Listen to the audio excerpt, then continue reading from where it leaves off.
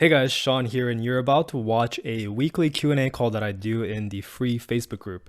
Before you do so, I just wanted to invite you real quick to join the Facebook group so that you can exchange ideas with other publishers, mastermind, connect with them. So far, we have over 4,000 members and it is growing quickly.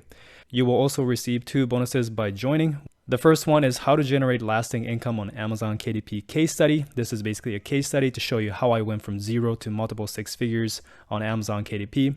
And the second reason why you want to join is so that you can attend these weekly Q&A call live and ask me questions directly. So I hope to see you inside the group and enjoy the video. Good morning, guys. Welcome to the live Q&A. And all right, cool.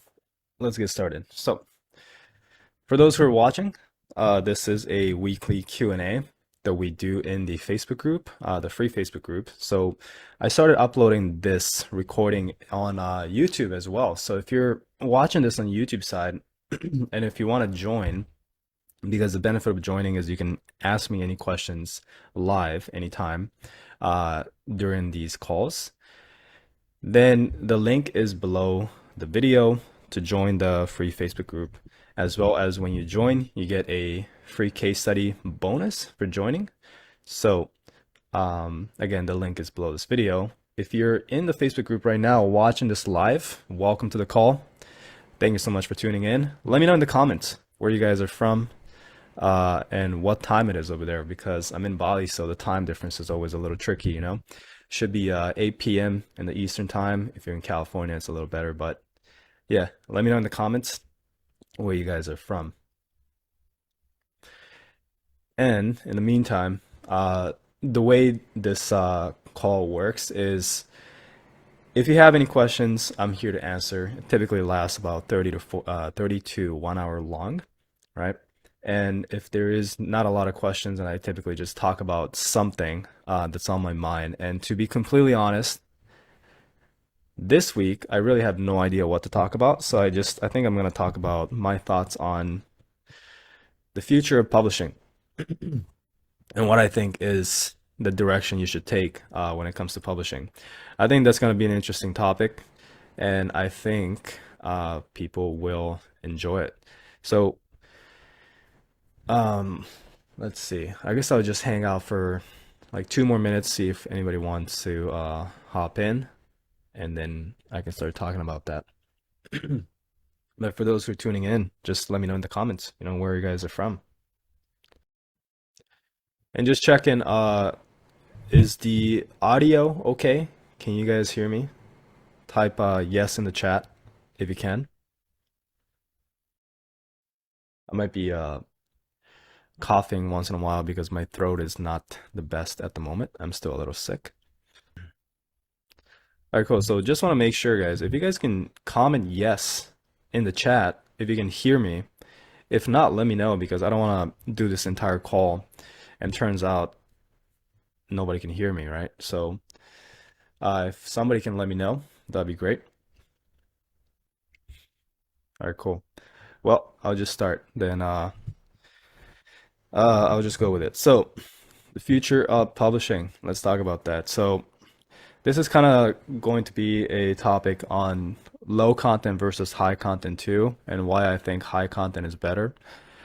But this is honestly, so I've been around for a long time, right? I'm still young, you know, I'm still 27, but I started publishing when I was like literally 21, or I think I was like 20 still. So I've been in the space for 6 years, and I've observed, you know, what works, what doesn't. I've seen what kind of trends that are happening in publishing, and typically, or it's not typically, this is basically what's happening since the beginning. The trend is always going to move towards high quality, right? It's just how it is. So the future of publishing is the same thing. It's just going to keep moving towards quality over quantity. Okay, and that's the same with literally anything. Publishing with high content, low content, it's the same.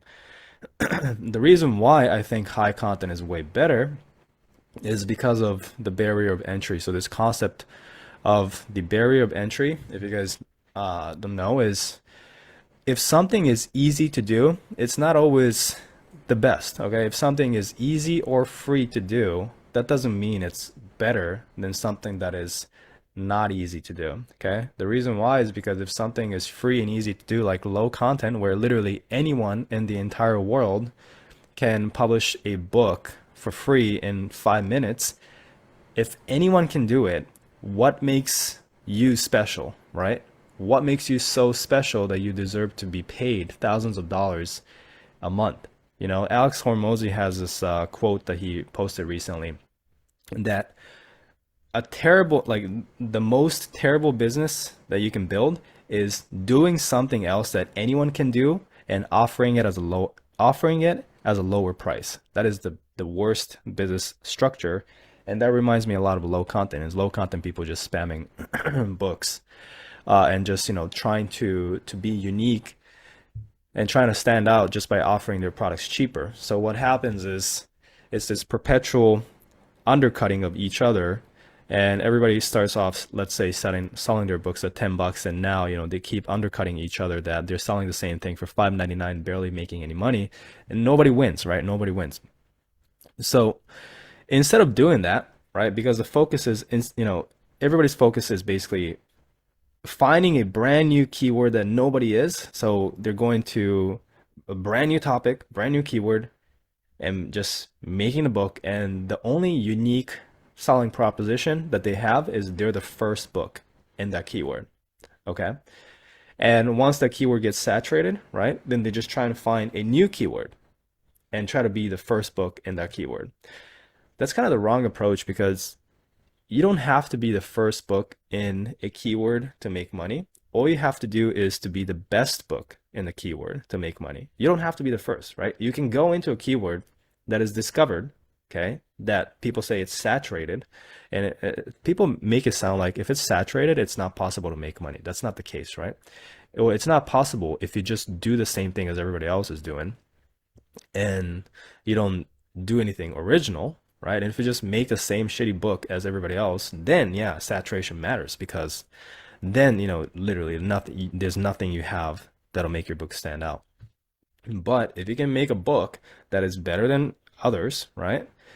Saturation doesn't matter, because Amazon will always push the highest quality books on top of the ranking. And I'm not just saying this, right? That is how the algorithm works. Okay. So Amazon knows when a customer reads through the entire book. Amazon sees reviews, right? And the ratio and how often people leave reviews, how often people click on your book and click through it. Those metrics always goes back to having a high quality book, and that will push your book higher in the ranking. So it doesn't matter if the keyword is saturated, as long as it's profitable, you can just make a book that is better than everybody else. And over time, that book should rank higher than others. So the approach really, again, going from quantity to quality, that is the approach you want to take. Is instead of being the first in a keyword, just be the best in a keyword. So at this point, competition or saturation doesn't matter. Once again, the thing with low barrier entry opportunities that literally anyone can do is that, right? No one's really, like, everybody's just doing the bare minimum. And so if everybody's doing the bare minimum, there's nothing special about no one's books, right? That's why you have to step out of that and make something unique about your books, so that you can disassociate yourself from the competition. Okay. Now, how do you do that? How do you make higher quality books? And that's why with low content, it gets a little tricky, because this is why. If you start trying to make higher quality books with low content, then it's not as simple as generating a template interior, right? Like a journal interior online, slapping together a cover, publishing it, because that's not going to work anymore, right? So you have to put your time and energy into creating the low content book, sometimes even money, right? You have to pay for the images, perhaps, use Creative Fabric or whatever, but you got to invest time, money, and energy into the book to make it good, make it high quality. That is how you stand out now in the low content space, okay? But if you're gonna do that, then you might as well just do high content, because the whole point of people doing low content is because it's quick, easy, cheap, right? But now that's changing. Quick, easy, cheap doesn't work, right? You have to build your low content business like a high content business. You got to invest the time, you got to invest the money, and it's investing, right? Not spending. It's investing, because you're going to make it back. But the reason why I feel like you might as well just do high content is because you with low content, it's just that you cannot sell your books for more than say 12.99 max, right? Depending on the book type, of course. Some you can, but most books really typically is sold between 7.99 and 9.99. So you're still like now that you're building your low content business like a high content business, focusing on quality instead of just spamming books, you're investing significantly more time and more money into the business and the books, right? But you can only sell your books at 7.99, 9.99 because of the book type and the market. So you're not making a lot, and some people still be very, very profitable with that price point. But um, it just the amount of time invested to how much you make, the ratio, I just don't see it adding up. For me, with high content, your royalties are much higher, right? You make ebook, audiobooks, you can expand into draft to digital and so much more.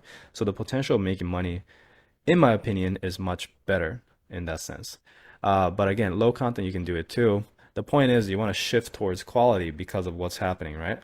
So the reason why high content works well is because, again, going back to the barrier of entry metrics. Okay, so let's say low content, anyone can do it, so it's the lowest barrier of entry. Because it has the lowest barrier of entry, literally the most competition, right? Because everybody's doing it thinking they can do it too, and that's why nobody wins. There's this whole dilution of income going from a few people who were doing it earlier, making all the money, to now everybody doing it and no one's making any money, right? I might be wrong, of course. There's always some exceptions to people killing it with low content, but for the most part, that's what's happening. Is I see a lot of dilution of income.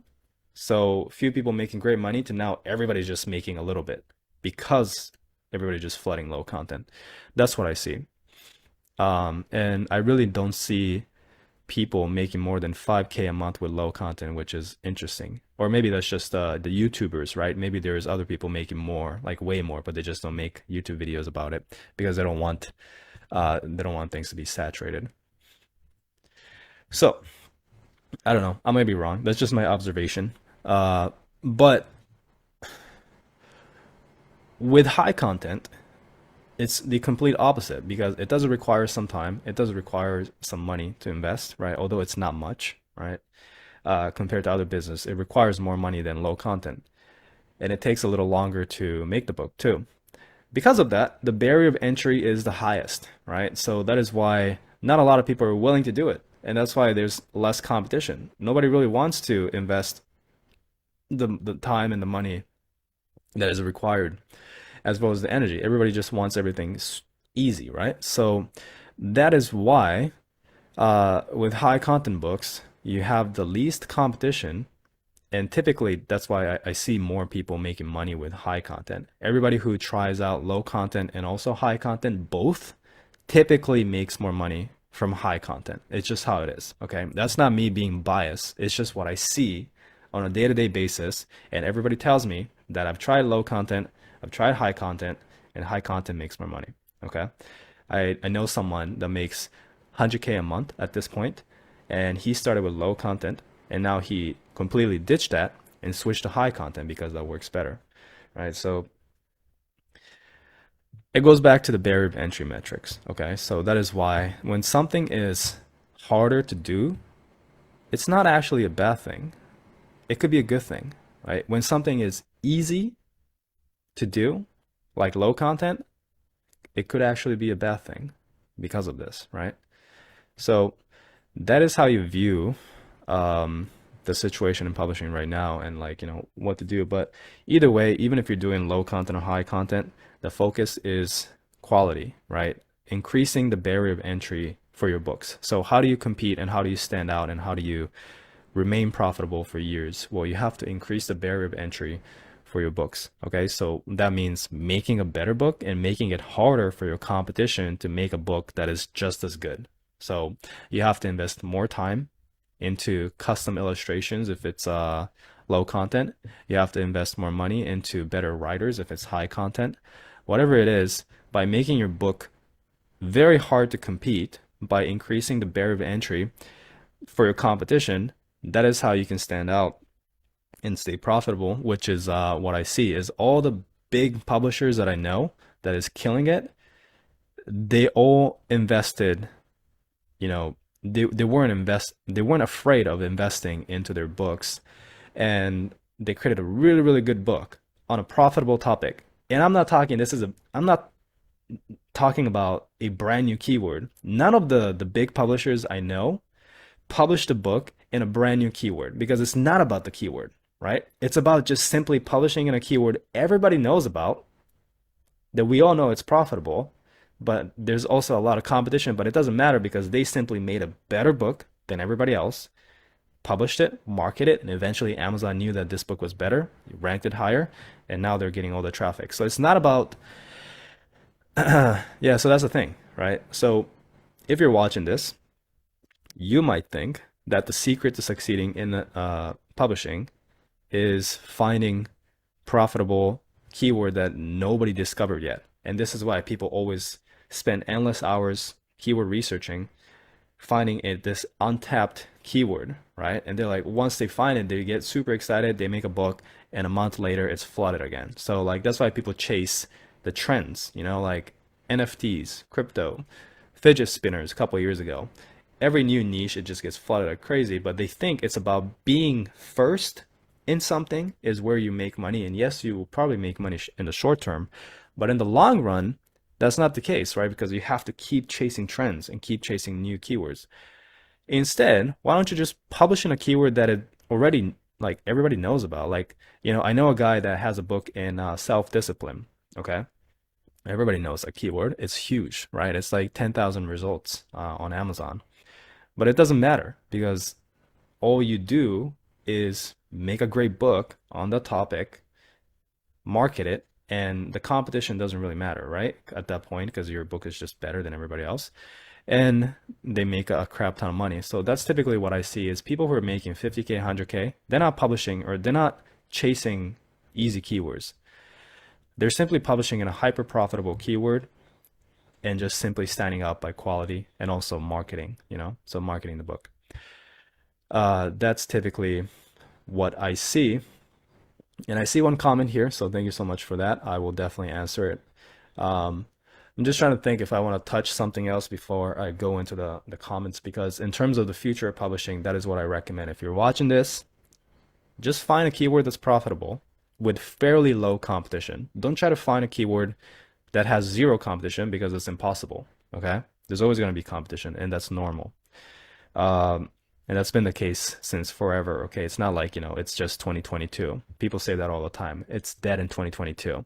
And then they're going to say the same thing in 2023, 2024, when there's a bunch of people succeeding. So what you need to do, again, is instead of trying to find brand new keywords, just go into a good keyword with fairly low competition and make a great book, right? Increase the barrier of entry for your book by investing more time, investing more money, creating a high quality book, and then you market it and you can do pretty well over time. So that is what you want to do, because the Amazon algorithm is changing too. The Amazon algorithm is basically rewarding you for quality and relevance way more than before. Okay, so before it was just like SEO a little bit. Now it's about quality. It's not really about the keyword you select. It's really about the content. Amazon is smart enough to know what book is good and what's not. So that is a change that I see. So that's what you want to focus on. And that is why you never want to do something that is just like super easy to do and just spam books. When something is difficult, that's a good thing. That is the mindset shift that you have to have. Okay. All right. So Marianne, thank you for your comment. I'm a first-time author of a fiction book. There's so many videos out there, but I find yours the most informative. Thank you for your help. Of course, you're welcome. I'm still confused about picking my title. I have two choices. When I do a search on Amazon with the first word of the one title, I get 9,000 choices. When I put the first word of the second title, I only get 250 choices. So would the 250 choices be my best opinion or option? I believe when you say choices, you're talking about search results here. So one First word of the one title, you get 9,000 choices. First word of the second title, I only get 950 search results. Um, I'm curious why you're only searching the first word and not the entire phrase, because a keyword is not just one word, it's the entire phrase. But either way, with fiction, it matters a little less, right? With fiction, it's not really about optimizing your title for SEO because typically the title structure people take is whatever title for their books, which is not about keywords, right? The title is just whatever they want to name the book, and then in the subtitle they kind of optimize the subtitle with keywords and just like the genre name. So what I mean by this is like, what I see with like romance books is um, really bad at coming up with a fiction name. I never do fiction, right? But it's like you have your title, and then it's like the subtitle is, millionaire bad boy romance or something like that. So basically, that's the keyword, but it also explains what the book is about, like what genre, and that's what I see with fiction all the time. Another example is whatever title that they have, the subtitle is shapeshifter, military, thriller, romance, or whatever category it is. So that shapeshifter, military, romance, those are the keywords, but it also explains to the customer what the book is about because oftentimes with fiction, it's a little harder to tell what it is about. So that is kind of the title naming structure that you take with fiction. So in your case, again, if you're searching Amazon for one word, if you're just searching for one word, the search results will always be very, very high. So 9,000 is pretty normal. I'm not sure why it was only 250 for the other one. It should be a lot more if you're doing one word searches. But you shouldn't have to worry because with fiction books, again, it's more about the marketing than the title and the SEO. So name your book title however way you want to name it. Name your subtitle. So your subtitle should have those keywords. So whatever your book is about, right? So if you're in a Christian romance, then name your subtitle a Christian romance book for uh, young woman or whatever your audience is. So put your genre and your audience.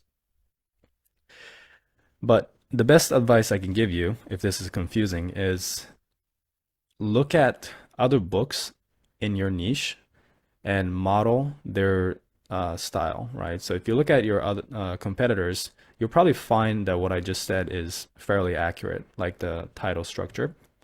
So then you can go and take a look at that and model it, with you. So that's what I recommend. But with fiction, yeah, it's more marketing. So it's not about really what you put in the title, but it's more so how much traffic can you send over with Amazon ads, Facebook ads, and those kind of things. Newsletter swaps. Hope that answers your question.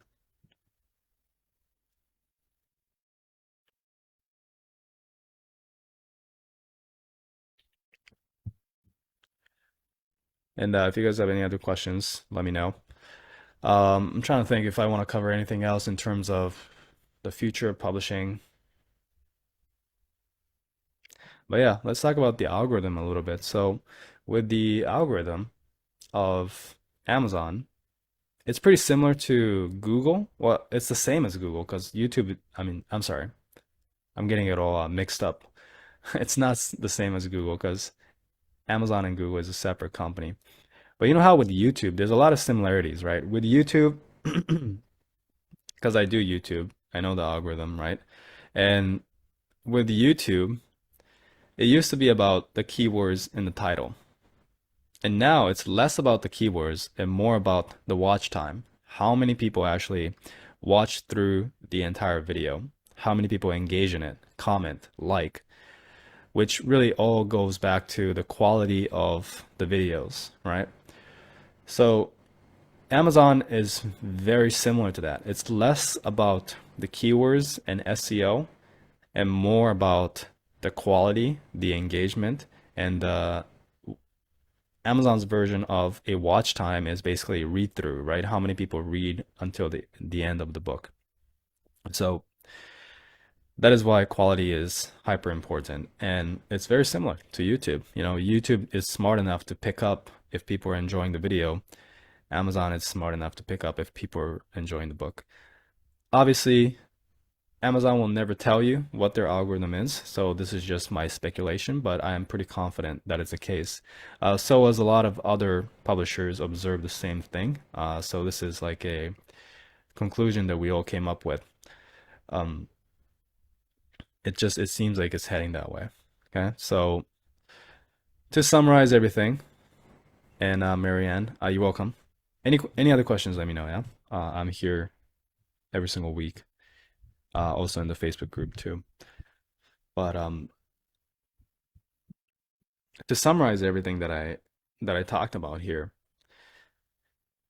it's basically that you want to focus on higher barrier of entry activities. So investing more into your books, increasing the quality of your books. Um, because just understand that when you do something that is hard for yourself, it's going to be hard for your competitors too, right? You're making it hard for your competitors too, which is a good thing. Okay. So the harder you can make for your competitors to come in and copy what you're doing, the longer you know that your book will sell because it'll take longer for somebody else to be willing to match the effort that you put into the book or even beat you to it, right? So that's what you want to do, and not a lot of people are willing to do that. So your book should sell for a long time. Just as a side note, you know, people always say that, oh, Sean, you sold your KDP account. You sold your KDP account because it's going down, right? That's what people think. Okay. A lot of people actually do that. Like they see that their KDP account is going down, so they're like, oh, I gotta sell it now before it just dies. Unfortunately, that's not the case with me. Like I know for a fact how much my KDP account, my first KDP account is making, because I see the book BSR and it's even better than when I sold it, right? Or when I had it. So the buyer is making more than 40K a month right now because I had a good book, right? I had a good book that just keeps, like, if you have a good book in a good keyword, it just keeps getting better and better and better. Like the more sales you get, the more reviews you get. The more reviews you get, the more sales you get. It's just this perpetual positive cycle, like loop, that just keeps pushing the book up, right? More sales, more reviews, more reviews, more sales. So that is why you want to focus on that. You want as many good books and a good topic, and you just keep publishing it. So, okay. So in summary, publish as many high quality books as possible. Don't just publish as many books as possible because you're not considering the quality to it. So publish as many high quality books as possible and market it, and you will be very successful in this business if you can really, really do that, you know? Anyways, we're hitting 30 minutes to this call, so I think this is a good time to wrap up. Unless you guys have any questions, just comment. And if there's anything else in the next minute, then I will go and answer it. But if not, we can circle back next week. All right, cool. I think I'll end here then. I'm gonna do a morning walk at the beach right after this and start my day. So thank you so much, guys, for tuning in. Thank you for the question, and I'll see you guys